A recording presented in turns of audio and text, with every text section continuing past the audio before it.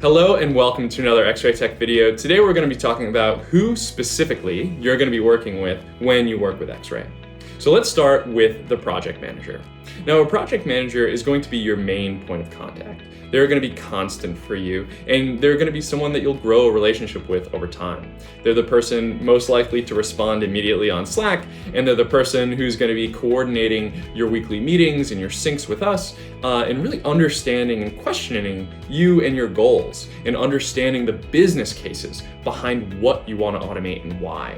The project manager really has the bird's eye view of you and your organization, but also all of the contextual knowledge necessary for the technicians to be able to be enabled, right? To do the work that's actually going to be helpful for you. The second group here is the X-ray technicians. Now, the technical team will have people rolling in and out of your specific membership. And the reason that we do that is because every technician has their own set of skills. Some of them are really good at writing regex, others are really good at Integromat, others are really good at writing custom API calls, right? Everyone comes from a different background and has a different set of skills. So when your technician comes onto your project, it's because they are the right person for the challenges that you've described with your project manager, right? They know what your goals are and the technical challenges that are coming. So we pull in the right person for the right job so that everyone can really keep things going. So a technician is going to be responsible for actually doing the construction of the automation. They're going to be the ones actually doing the flow charting or the documentation associated with what to be aware of or what not to do.